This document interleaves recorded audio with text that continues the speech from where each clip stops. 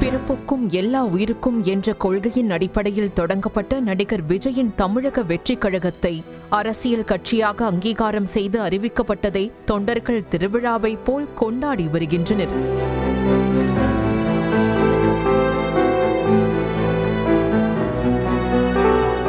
தமிழ் சினிமாவில் தவிர்க்க முடியாத இடத்தை தனதாக்கிக் கொண்ட விஜய் அரசியலிலும் கால்பதிக்கும் அறிவிப்பை கடந்த பிப்ரவரி மாதம் வெளியிட்டார்.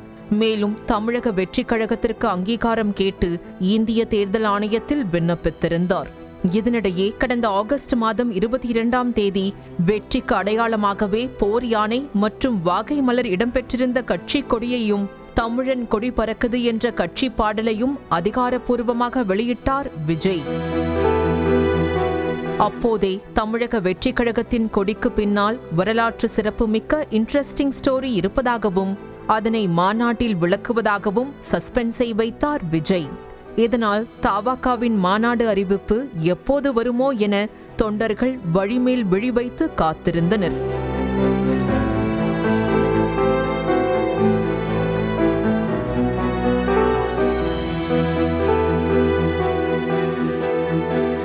இதனிடையேதான் தமிழக வெற்றி கழகத்தை அரசியல் கட்சியாக அங்கீகரித்து இந்திய தேர்தல் ஆணையம் அனுமதி வழங்கியது.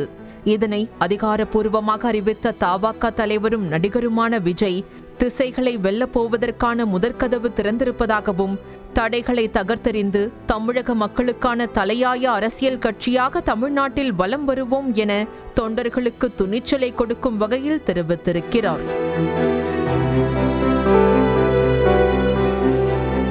கொள்கை பிரகடன முதல் மாநாட்டு தேதி அறிவிப்பு வரும் வரை காத்திருங்கள் என்று தெரிவித்திருக்கும் விஜய் வெற்றி கொடியேந்தி மக்களை சந்தித்து வாகை சூடுவோம் என்றும் தொண்டர்களுக்கு அழைப்பு விடுத்துள்ளார்.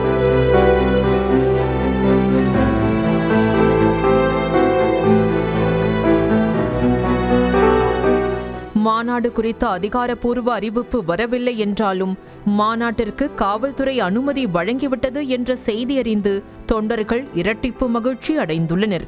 தமிழக வெற்றி கழகம் அரசியல் கட்சியாக பதிவு செய்யப்பட்டதையும் மாநாட்டுக்கு அனுமதி வழங்கப்பட்டதையும் கொண்டாடும் வகையில் தமிழகம் முழுவதும் அக்கட்சி தொண்டர்கள் இனிப்புகளை வழங்கி பட்டாசுகளை வெடித்து அமர்க்களப்படுத்தினர்.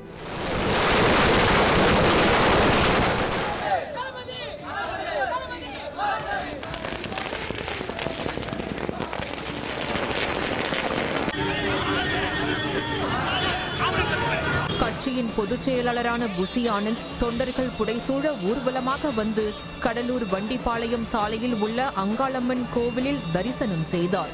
மேலும் பேருந்தில் ஏறி பயணிகளுக்கும் இருசக்கர வாகன ஓட்டிகளுக்கும் இனிப்புகளை வழங்கி கொண்டாடினார்.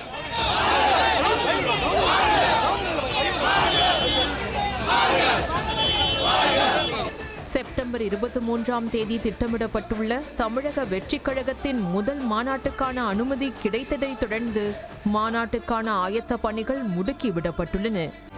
செய்திகளை உடனுக்குடனும் துல்லியமாகவும் தெரிந்து கொள்ள சப்ஸ்கிரைப் பண்ணுங்க.